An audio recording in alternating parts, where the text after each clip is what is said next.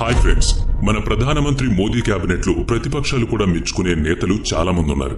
వాళ్లలో నితిన్ గడ్కరీ ఒకరు. గత 10 సంవత్సరాల్లో దాదాపు 90,000 కిలోమీటర్ల రహదారిని గడ్కరీ నేతృత్వంలో నిర్మించడం జరిగింది. హైవేలు, ఎక్స్ప్రెస్ వేలు చాలా వేగంగా పునరుద్ధరించబడ్డాయి. దీనంతటికీ ఖచ్చితంగా కారణం నితిన్ గడ్కరీ అని చెప్పాలి. వీటి వల్ల దేశంలో లాజిస్టిక్స్, ట్రావెల్ అంటే రవాణా ప్రయాణాలు రెండూ చాలా సులభతరం అయ్యాయి. అంతేకాకుండా దశల వారీగా కేంద్ర ప్రభుత్వ వ్యవస్థను కూడా బలపరిచాయి. అలాగే దేశ ఆర్థిక పరిస్థితికి మూల కారణం కూడా అయ్యాయి. రహదారుల ద్వారా వచ్చే సుంకం ఆర్థిక వ్యవస్థలో చాలా ప్రధానమైంది. భారతదేశంలో ప్రతి సంవత్సరం ఎక్స్ప్రెస్ వేల ఎక్స్పోర్ట్లు ఉంటుంది. దీన్ని ఏంజల్ సెక్యూరిటీస్ తో సమానంగా అభివృద్ధి చేశారు. ఉదాహరణకు భారతదేశం యొక్క టోల్ పన్ను సేకరణ 2018-19 వార్షిక టోల్ ట్యాక్స్ సేకరణ సుమారుగా 25,000 కోట్లు. ఇది 2019-20లో 26,500గా పెరిగింది. 2020-21లో సుమారుగా 27,600 కోట్లు. అంతేకాకుండా 2021-22లో 34,000 కోట్లు, 22-23లో 48,000 కోట్లయితే ఇక ఇప్పుడు 23-24లో టోల్ వసూళ్లు 60 కోట్లకు చేరుకున్నాయి. హైవేల విస్తరణ అలాగే రవాణా ఈ రెండు కారణాలు ఇంతటి అభివృద్ధికి కారణమయ్యాయి. టోల్ సేకరణ కూడా అందులో ఒక భాగమే. అందుకోసం మనం ఉపయోగించే ఫాస్ట్ ట్యాగ్లు చాలా ఉపయోగపడుతున్నాయి. త్వరగా రద్దీ తగ్గించడానికి, ప్రయాణం సులువు అవ్వడానికి చాలా వేగంగా ఉపయోగపడుతున్నాయి. నిజానికి ఫాస్ట్ ట్యాగ్ అనేది టోల్ ప్లాజా వద్ద రద్దీని తగ్గించడానికి ఉపయోగించే విధానం. నగదు రహిత అనుకూలమైన టోల్ పన్ను చెల్లింపు డేటాను దృష్టిలో ఉంచుకుని లెక్కించబడుతుంది. ప్రతి సంవత్సరం ఫాస్ట్ ట్యాగ్ వినియోగించే వారి సంఖ్య ఎక్కువగా పెరుగుతూనే ఉంది. దీని మూలంగా టోల్ ట్యాక్స్ చెల్లింపులు కూడా ఎక్కువయ్యాయి. అయితే ఇప్పుడు ఈ ఫాస్ట్ ట్యాగ్ ప్రభుత్వం నిర్మూలిస్తుంది అని ఎవరైనా చెప్తే నమ్మే విధంగా ఉంటుందా? కానీ ఇది నిజం. అసలు ఎందుకు ప్రభుత్వం ఈ ఫాస్ట్ ట్యాగ్ విధానాన్ని తీసేసి కొత్త విధానాన్ని తీసుకురావాలి అనుకుంటుందో ఈ వీడియోలో తెలుసుకుందాం. అంతకుముందు టోల్ ప్రక్రియ ఫాస్ట్ ట్యాగ్ గురించి తెలుసుకుందాం. ఫాస్ట్ ట్యాగ్ ఎలా పనిచేస్తుంది? అవి జీపీఎస్ బేస్ ను ఎలా ప్రభావితం చేస్తాయి? నిజానికి మన రహదారుల మీద భారీ లైన్లు ట్రాఫిక్ల వల్ల ఏర్పడడం లేదు, టోల్ పన్ను వసూలు వల్ల జరుగుతోంది. కొన్ని సంవత్సరాల క్రితం టోల్ ట్యాక్స్ చెల్లించడానికి ఇలా లైన్లలో నిలబడాల్సి వచ్చేది. టోల్ ట్యాక్స్ అప్పట్లో నగదు ద్వారా మాత్రమే చెల్లించాలి. ఫలితంగా స్లో ట్రాఫిక్, సమయ నష్టం, టోల్ పన్నులు చెల్లించడంలో అసౌకర్యం కలిగాయి.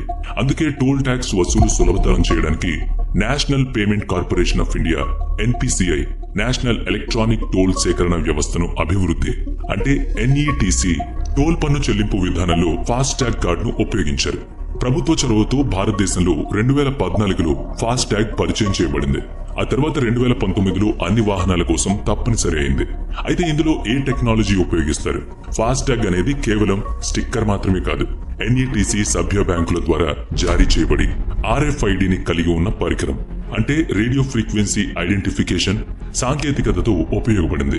ఫాస్ట్ ట్యాగ్ యొక్క RFID technology core system electronic ఉపయోగించబడి టోల్ వసూలు చేయబడుతుంది. టోల్ ట్యాక్స్ వసూలు కోసం నగదు రహిత లావాదేవీలు మాత్రమే చెల్లుబాటు అవుతాయి. ట్రాఫిక్ ను నివారించడానికి, టోల్ వసూలు చేయడానికి మొత్తం ప్రక్రియను క్రమబద్ధీకరించొచ్చు. డేటాను RFID ట్యాగింగ్ లోకి కోడ్ చేయడానికి యాంటీనాతో చుట్టిన ఎలక్ట్రానిక్ ప్యాసివ్ RFID చిప్ ఉపయోగపడుతుంది. అంటే అందులో బ్యాటరీ ఉండదు. స్కానర్ నుంచి మాత్రమే దీన్ని స్కాన్ చేయాలి. అవుట్ గోయింగ్ బీమ్ తగిలినట్టయితే అది ఎనర్జర్ స్టార్ ను చదవగలదు. కాబట్టి ఇది ఫాస్ట్ ట్యాగ్ యొక్క ప్రాథమిక సాంకేతికత. ఇక ఫాస్ట్ ట్యాగ్ సిస్టమ్ ఎలా పనిచేస్తుందో కూడా తెలుసుకోవాలి.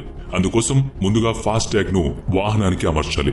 ఆన్లైన్ అధికృత బ్యాంకులు వెబ్సైట్ ను సందర్శించడం ద్వారా లేదా నేరుగా బ్యాంక్ శాఖకు వెళ్లి కొనుగోలు చేయొచ్చు. ముందుగా ఖచ్చితమైన వివరాలతో ఒక ఫామ్ ను నింపాలి. ఈ ఫామ్ కోసం వాహన registration certificate, Aadhaar card, pan card అదనంగా అవసరం అవుతాయి. దాని ద్వారా నామమాత్ర రుసుము చెల్లించాలి.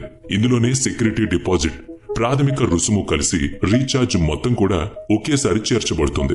అప్లికేషన్ ప్రాసెసింగ్ తర్వాత మరింత చెల్లింపు నిర్ధారణ తర్వాత ఫాస్ట్ ట్యాగ్ ఇవ్వబడుతుంది. దాన్ని కార్ యొక్క విండ్షీల్డ్ కి అతికిస్తారు. వీటిలో కూడా రకరకాల రంగులతో పాటు ట్యాగ్లు ఉంటాయి. వాహనాన్ని బట్టి భిన్నంగా ఈ ఫాస్ట్ ట్యాగ్ ఉంటుంది. మొత్తం 7 రంగుల ఫాస్ట్ ట్యాగ్లు ఉన్నాయి.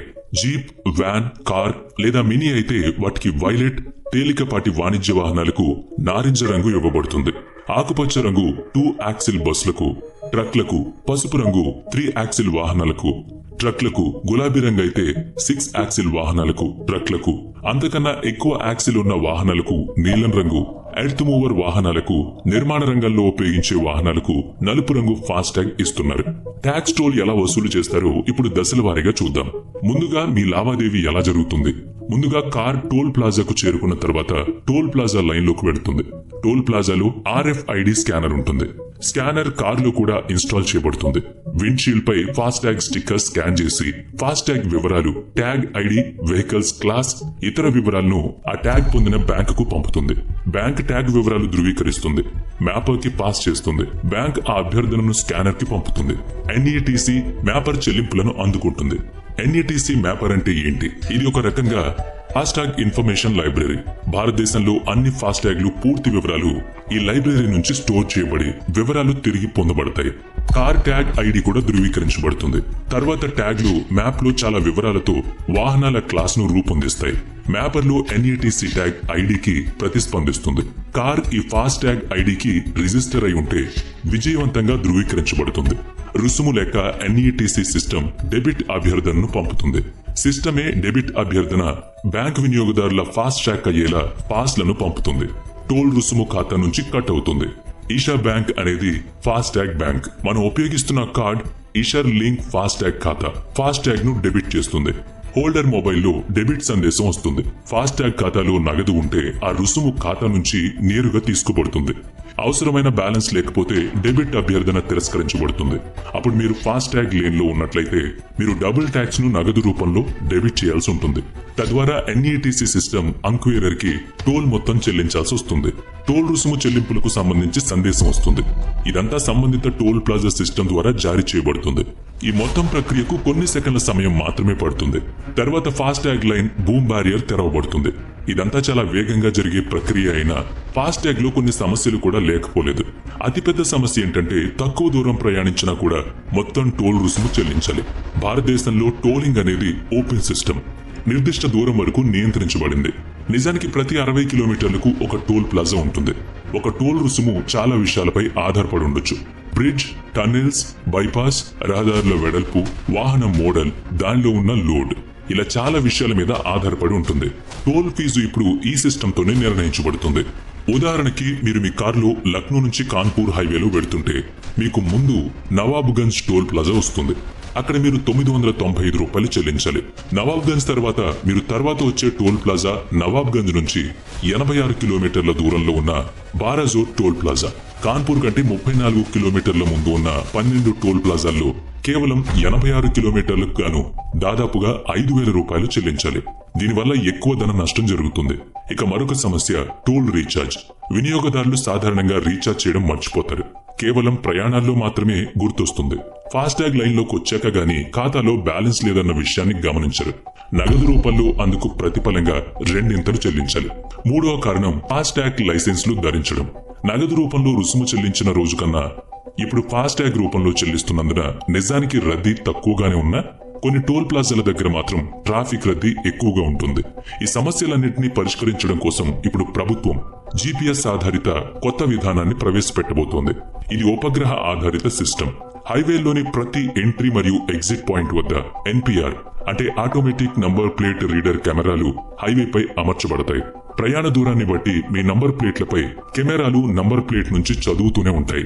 హైవేలో ఏ పాయింట్ నుంచి ఏ పాయింట్ వరకు ఎంత దూరం ప్రయాణించారు, ఆ దూరాన్ని బట్టి టోల్ ట్యాక్స్ తదనుగుణంగా లెక్కించబడుతుంది. ఇది శాటిలైట్ ఆధారిత సిస్టమ్ కాబట్టి మీరు కట్టాల్సిన రుసుముకు సంబంధించి చెల్లింపు కోసం నేరుగా మీ ఖాతా ఏ బ్యాంక్ లో అయితే ఉంటుందో ఆ బ్యాంక్ కి మొత్తం డెబిట్ అభ్యర్థనను పంపుతుంది. బ్యాంక్ ఖాతా నుంచి నేరుగా టోల్ రుసుము కట్ అవుతుంది. ప్రస్తుతం ఉన్న సిస్టమ్ కంటే ఇది కొంచెం భిన్నమైంది. ప్రతి ఎంట్రీ మరియు ఎగ్జిట్ పాయింట్ వద్ద టోల్ పన్నులు విధిస్తే అది కూడా అదే పద్ధతిలో టోల్ వసూలు చేస్తుంది. ఉదాహరణకు ఆగ్రాకు వెళ్లే ఎక్స్ప్రెస్ వేలో ప్రతి ఎంట్రీ ఎగ్జిట్ పాయింట్ దగ్గర టోల్ బూత్ ఉంటుంది. మీరు ప్రవేశించే పాయింట్, నిష్క్రమించే పాయింట్ దగ్గర అంటే ఎంత దూరం అయితే ప్రయాణం చేశారో అంత దూరం వరకు మాత్రమే మీరు టోల్ చెల్లిస్తారు. కొత్త GPS ఆధారిత టోల్ సేకరణ యొక్క ఉద్దేశం కూడా ఇదే. కానీ ఇక్కడ కూడా ఒక సమస్య ఉంది. దీనివల్ల ప్రభుత్వానికి చాలా ఖర్చు అవుతుంది. ప్రతి ఎంటర్ పాయింట్ దగ్గర, ఎగ్జిట్ పాయింట్ దగ్గర ఉద్యోగులను నియమించుకోవాలి. వారికి ఇచ్చే జీతాలు పెద్ద సమస్య. అంతేకాకుండా ఇలా ప్రతి చోట టోల్ బూత్ పెట్టడానికి కూడా చాలా ఖర్చు అవుతుంది. అలా కాకుండా ఈ ఎన్పిఆర్ కెమెరా ఒకసారి అమర్చినట్లయితే ఇక ఎటువంటి మౌలిక సదుపాయాలు ఖర్చు పెట్టాల్సిన అవసరం ఉండదు. దీనికోసం పెద్దగా నియమించుకునే అవసరం లేదు. కేవలం బూత్ ఒకటి ఏర్పాటు చేస్తే సరిపోతుంది. ఈ కొత్త టెక్నాలజీలో అనేక ప్రయోజనాలున్నాయి. వినియోగదారులు కూడా వాళ్ళు ఎంత దూరం ప్రయాణిస్తే అంత దూరానికి మాత్రమే రుసుము చెల్లిస్తారు. దానివల్ల ప్రయాణికులకు చాలా డబ్బు ఆదా అవుతుంది. ఇది శాటిలైట్ ఆధారిత సిస్టమ్ కాబట్టి టోల్ ప్లాజా ఏర్పాటు కూడా చెయ్యనవసరం లేదు. ఎన్పిఆర్ కెమెరా ద్వారా ప్రతిసారి టోల్ రుసుము లెక్కించబడుతుంది. అంతేకాకుండా బ్యాంక్ ఖాతా నుంచి నేరుగా నగదు మినహాయించబడుతుంది. అందువల్ల మాటిమాటికి మీ ఖాతాను మళ్లీ రీఛార్జ్ చేసే పని ఉండదు. దీనివల్ల టోల్ ప్లాజాల దగ్గర రద్దీ నుంచి కూడా తప్పించుకోవచ్చు. ఈ కొత్త విధానం కోసం ప్రభుత్వం త్వరలోనే టెండర్లకు ఆహ్వానం పలుకుతోంది. నితిన్ గడ్కరీ ఎంత వీలైతే అంత తొందరగా ఈ విధానాన్ని ప్రవేశపెట్టే దిశగా ప్రణాళికలు రూపొందిస్తున్నారు. మరి కొత్త విధానం మీకెలా అనిపించింది? ఇప్పుడున్న ఫాస్ట్ ట్యాగ్ బెటరా, లేదంటే రాబోయే జీపీఎస్ సిస్టమ్ బాగుంటుందనుకుంటున్నారా? కామెంట్ చేయండి. వీడియో నచ్చితే లైక్ చేయండి, షేర్ చేయండి. ఇప్పటి వరకు మన ఛానల్ ని సబ్స్క్రైబ్ చేయనట్లయితే ఇప్పుడే సబ్స్క్రైబ్ చేసుకుని పక్కనే ఉన్న బెల్ ఐకాన్ పై క్లిక్ చేయండి. నెక్స్ట్ వీడియోలో మళ్ళీ కలుద్దాం. Thanks for watching.